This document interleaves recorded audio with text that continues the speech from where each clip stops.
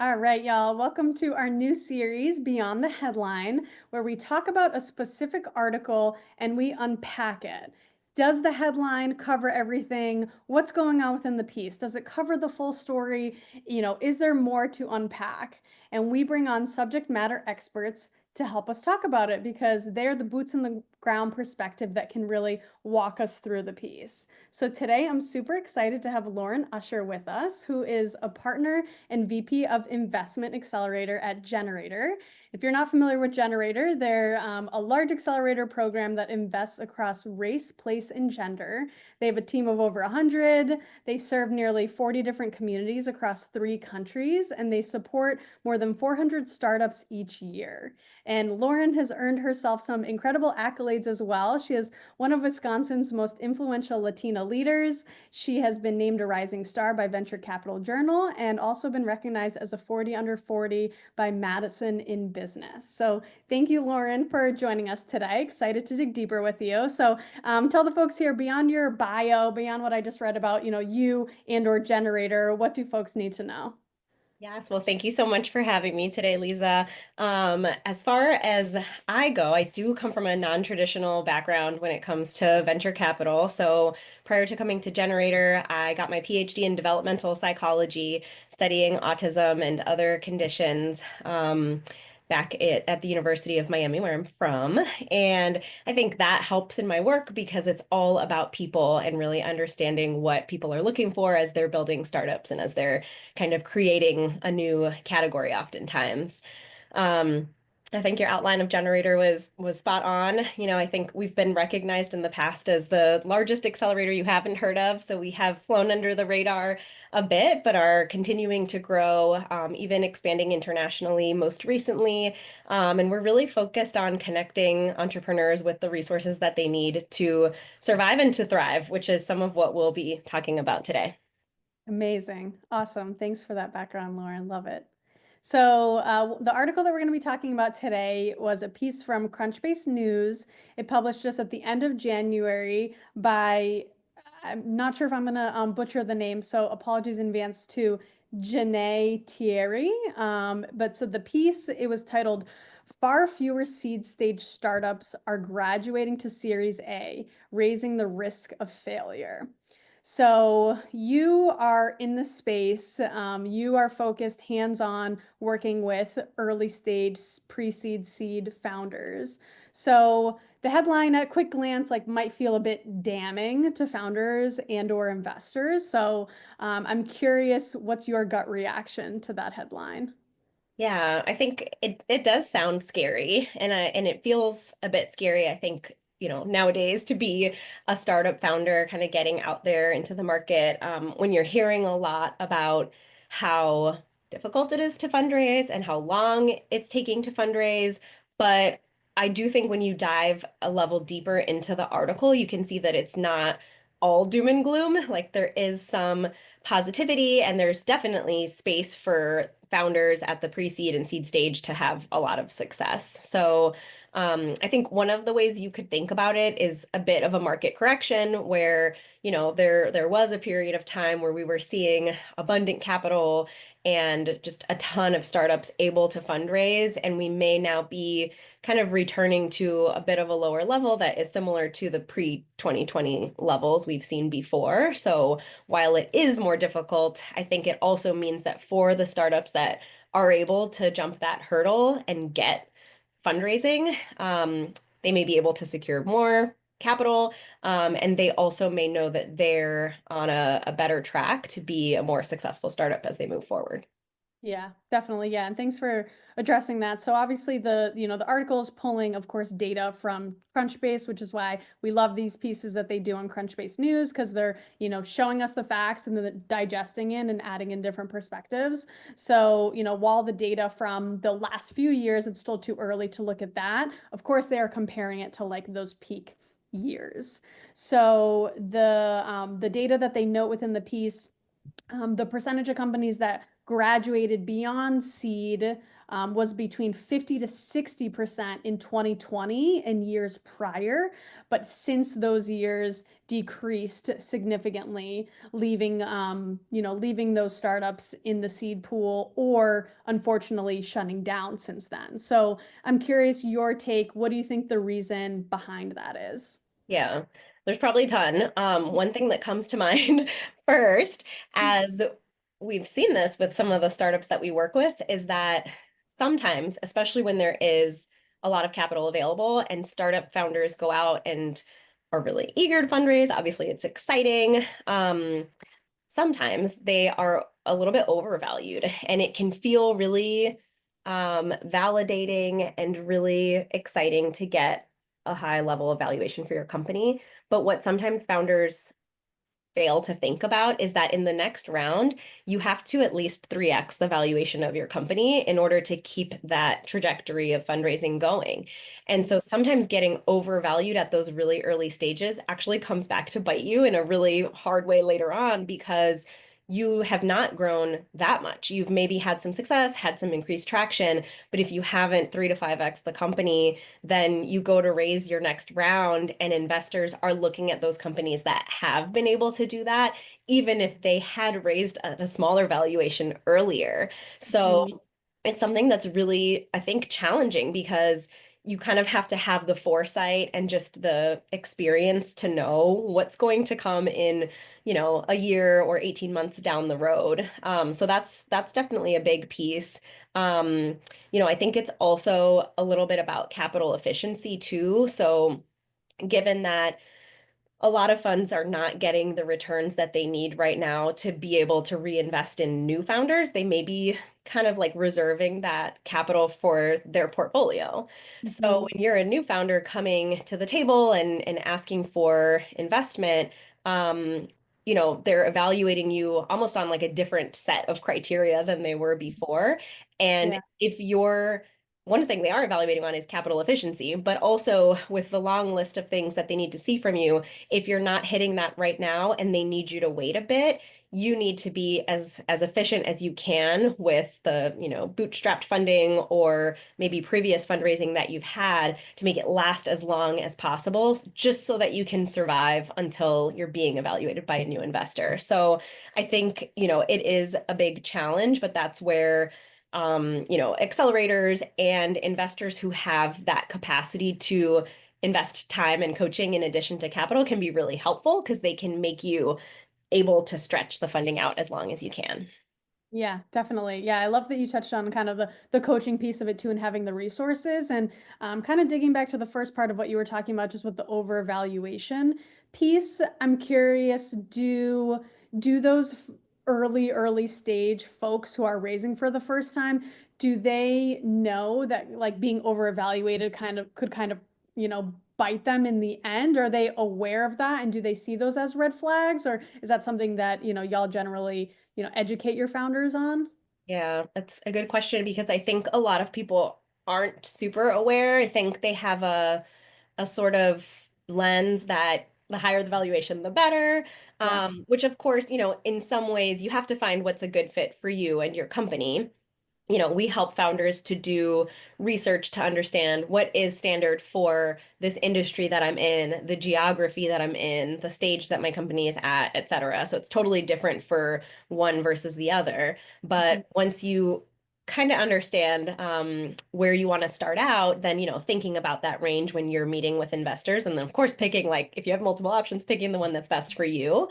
But I usually think about it a little bit when founders ask me about how do I decide on the valuation, you can do an analogy to when you're interviewing for a job and it's like, what's the best salary? Like the job may or may not post a salary that they're planning to pay the new candidate. But as you're negotiating with the employer, you're kind of understanding their range, you have a range, and hopefully there's an overlap. Mhm. You kind of want them to put out the number first, and it's similar to the way that these conversations go with investors. So you may want a huge valuation, the investor may want to right size that a little bit, and you need to have enough knowledge from your research and market reports on whether it's are reasonable and maybe lower than you want valuation, or not a good deal. Mm. But I do think, especially in these times where it's so challenging to raise, we usually tell founders like an offer may be better than no offer. Mm. So unless you are fortunate enough to have multiple on the table to choose from, you may have to say, okay, this is the best one that I have, and I need capital, or my company will die. So I will take this on, unless you can kind of survive on your own for now. Yeah, that makes sense. Yeah, it's great that you can coach founders on that and like helping them kind of navigate that situation. Because I can imagine if you're in that position for the first time, you're like, what's the right number? I need to make sure that this helps me, obviously, within this moment as well as down the line. Exactly. Yeah. And there's a lot of different factors when you're getting a term sheet for the first time. So having someone else who has gone through it before to take a look and, kind of understand what are the implications, as you said, of what this means for you today, and then what it means for you down the line, and what it means for you maybe in 3 fundraising rounds. Sometimes the decisions that you make today as a founder really can have a negative impact way down the line. And today you're feeling maybe a little desperate to get some funding in the door, but it's a lot to think about. So I really think having a trusted team that you can circulate that with can be really helpful. Yeah, definitely. Couldn't agree more. So the article also talks about the connection between the failed startups and longer raises to the potential of wiping out seed Mhm. stage funds in the coming years. So I'm curious from your perspective, do you think that's an accurate prediction in the coming years? Or, even more so, is it a trend that you've started to maybe see unfold when you're looking at other VC funds? Mm. Yeah, we recently reviewed the National Venture Capital Association report, which had a lot of parallels too, and they really highlighted the need that funds have for returns in order to have capital that you're able to invest. I think the Crunchbase article really got that point across and is saying that the current state does threaten the future of funds. And for those of us who are out there raising funds, we know it is very challenging also as an emerging fund manager who hasn't raised a fund before to raise, just like it is for a new founder. Um, I don't necessarily think that it means that funds will be wiped out. But similarly to how with founders, not everyone is getting funding. I think the person who's quoted in the article mentioned that a few years ago, it kind of seemed like there was funding available for everyone in a way. There was just a lot more abundance. Similarly for funds, when you look at the trends over the past few years, there was a similar bubble where a lot of funds were receiving first-time investments from LPs, and then some of those funds maybe didn't go on to raise a fund 2 or 3. Now there is a little bit more scarcity, but on both sides, founders and funds, if you are able to raise, it says something about the quality of what you're building. And you may be able to raise a bit more than you would have a few years ago and potentially have, a better foundation for success. So it's tricky because it's not all negative, but it's definitely more challenging than it has been in the past few years. Yeah, yeah, I think it'll be interesting to see, kind of what unfolds in the next few years too, and comparing, like you said, the funds that have had their first or second close, are they going to go on, or, is it going to continue to get tougher? So as always, just kind of looking back year over year, what those numbers look like will shed some light for us.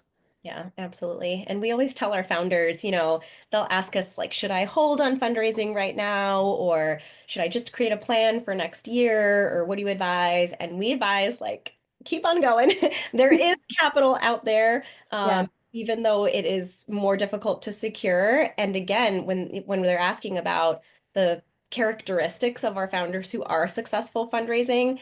it's a lot of that persistence and that confidence that what you're building is worth the raise. So it's a lot of work, we all know, to build a company, and it's a lot of work for the CEO and team to go ahead and fundraise around. But if you are persistent and if you are, kind of ready to take that dive, it's well worth it.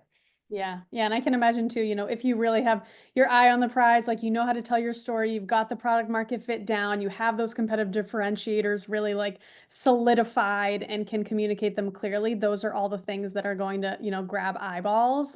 And it is, of course, we all know AI is blowing up. So I think it's a blessing and a curse because some people are just kind of latching on to being in the AI world. But there's also so much competition. So, it's like you need to make sure you're really standing out if you are focused on AI. And on the other end, if you're outside of that realm, like, there's also an opportunity to really like shine a light onto what you're doing that is different, I because it's agree. not as top of mind. Yeah.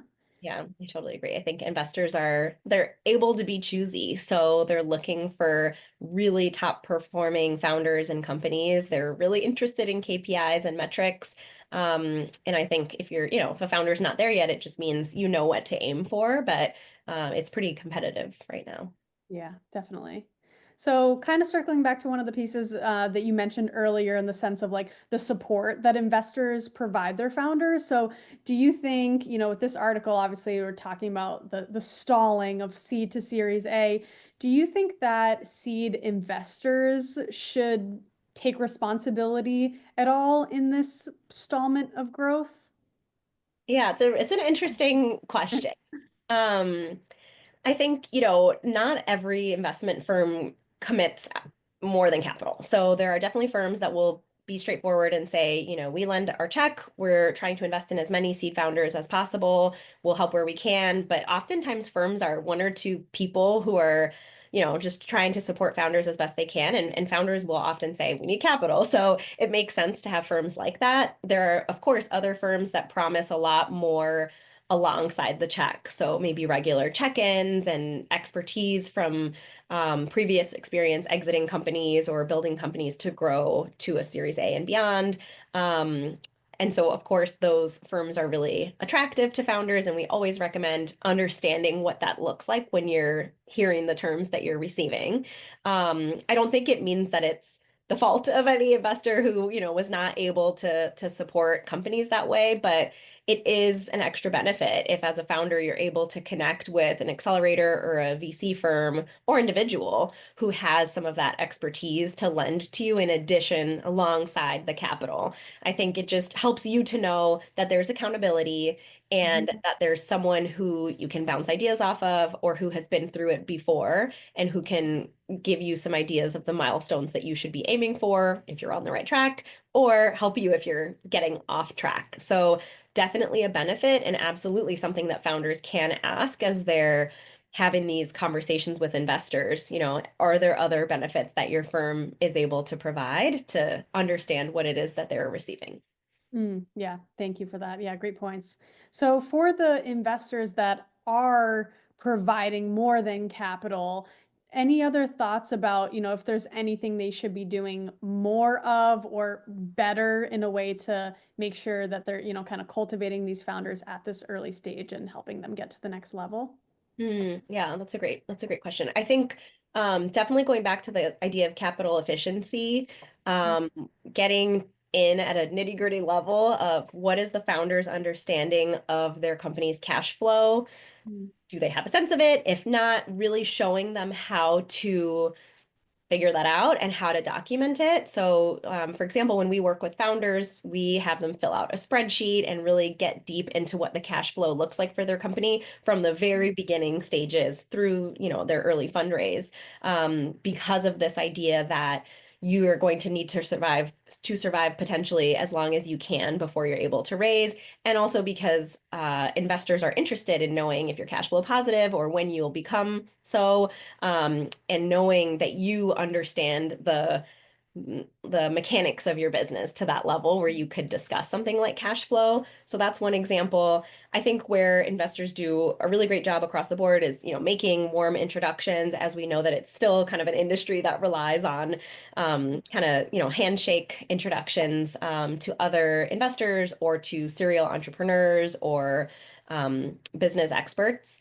But I think really like getting in almost as though you're an additional team member with the founder and helping them to know how to run the business and what KPIs and metrics they need to focus on would be Mhm. something that's extremely helpful and could help to take founders to that next level because they're so busy. They're immensely busy. Founders' minds are in 1,000 different places at once, and they can really benefit from someone just pausing them and helping them to dig in and understand their data a little bit better. Mhm. Yeah, that's great. Yeah, and I thank you for the granular examples. And I'd love to know, like, in addition to kind of that cash flow efficiency, like worksheet that you have them do, any other specific things that y'all do at gener8tor to make sure that these founders are kind of hitting their metrics and making themselves, look appealing and obviously get on their way towards that Series A and beyond. Yeah, so at gener8tor, in our pre-accelerators and our accelerators where we invest, we are really hands-on. So we have very small cohorts of usually 5 or 6 startups per cohort because we make ourselves this extra team member. So we spend a lot of time with people throughout the 7-week pre-accelerator and the 12-week investment accelerator. We're really trying to understand the back end of the business, again, as though we are being onboarded as your next hire. And what we do is we take the length of the program and we identify the goal, like where would you be at the end that would make you say, Yahoo, this was the best program I've ever been in. And then maybe up that a little bit. We like stretch goals at gener8tor. And then we break it down week over week so that every week and then every day, you know exactly what you need to do today to get you to that goal. You know if you're on track or you're off track as soon as you get off, you know that. And each day or week's level of activity is really operationalized in, it's usually about sales and growth because that's our biggest focus, but it's about how many reach outs do I need to make? How many people do I need on this list? What's my conversion from reach out to response? How many people can I get to the demo? Like really understanding the data. Some Mhm. founders come in with that. Many don't know those numbers yet. And so we try to get a bit of baseline data so that we can iterate the goals as we go through the rest of the program. And, again, ensure that you hit the goals instead of kind of you working really hard, not knowing where you're aiming for. And then just, that's a great recipe for not knowing if you've hit success or not. But I think when you do the working backwards technique, you get a Mhm. really good understanding of how long different tasks take you and how effective and efficient you can be. And in those cases, we tend to have the most success with founders. Makes sense. So it sounds like the goal is, once they complete the program, they really have a strong like foundation of what those goals need to be and then how they keep creating new benchmarks in order to build beyond that, right? Exactly, exactly. And then they hear from so many people and get so much feedback throughout the program. Generally, depending on pre-accelerator, accelerator 50 or 100 individuals that they're talking to, Wow. from investors to subject matter experts and other entrepreneurs. So you also get a real sense for patterns and what feedback a lot of people are giving you, what questions many people tend to have, what areas a lot of people are confused about, and it really helps you to see those commonalities so that you can say, you know what, this keeps popping up time and again. Let me go back and iterate the deck or, kind of add to the story that I'm telling about the business in order to package it in this way that's the most impactful. Makes sense. I'm curious, is there, one or maybe two areas that you feel like from the founders that you've seen that they need the most kind of support and work on in order to make them, scalable and really reach that next level? Yeah, that's a great one. We talk about these things often internally at gener8tor. I think one is, our number one goal during the accelerator is growth. So we're really focused on usually revenue growth. Some folks are pre-revenue or trying to aim for that, but thinking of traction in whatever way that makes sense for the company.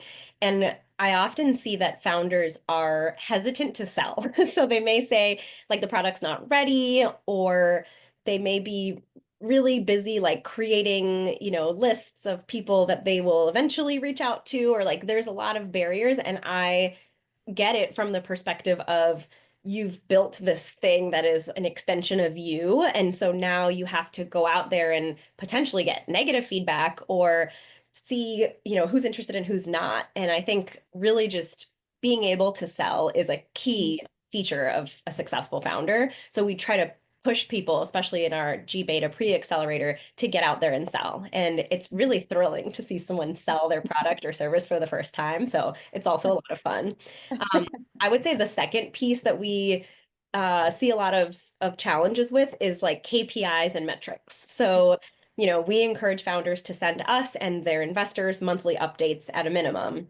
And we know that a lot of investors are excited to see monthly updates because they want to see the connection of lines to dots. And sometimes you'll get a monthly update and it's all words, no numbers. And it's Mhm. kind of like hard to extract from that story, like what's actually happening. So we Mhm. try to encourage our founders to put as many numbers in there as possible that help you to tell the story. So if your exciting announcement is that you made your first sale, like what was the amount of that sale? What revenue did that generate? How many people did you reach out to in order to make that sale? Do you have any more data on their usage or their satisfaction or whatever it is that you can measure? So with founders really thinking of data collection and measurement, and thinking about the best way to report that to showcase to investors that like you're onto something and there's some exciting growth coming up.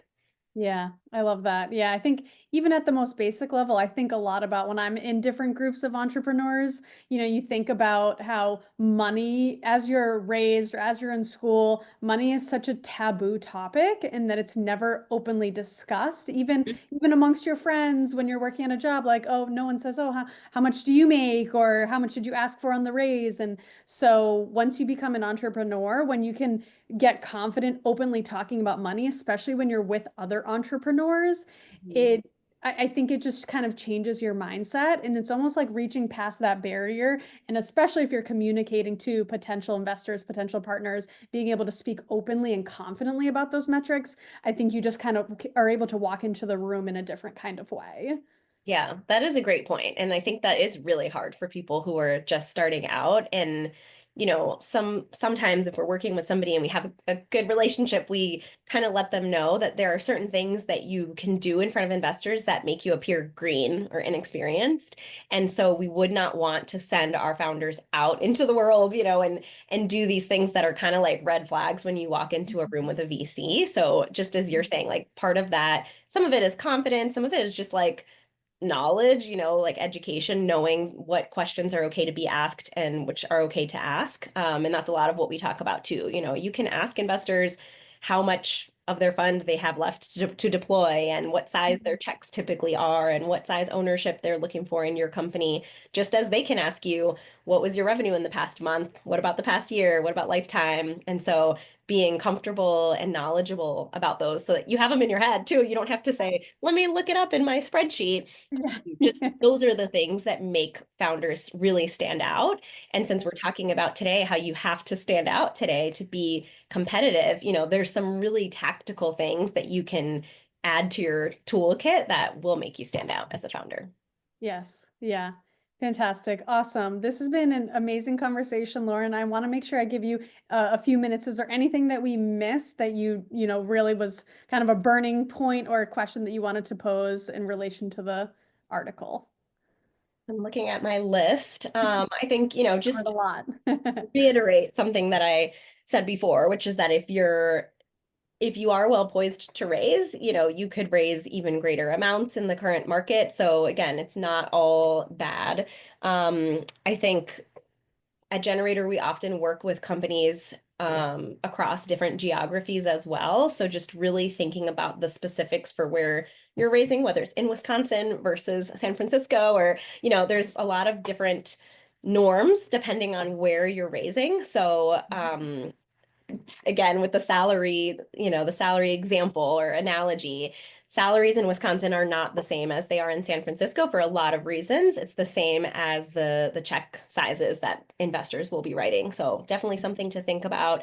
And then finally, I think a lot of the market situations make accelerators really key players right now because it's even harder again to get in those doors. But part of what we do in accelerators is open the door wide and say, we're going to introduce you to 50 investors in one go.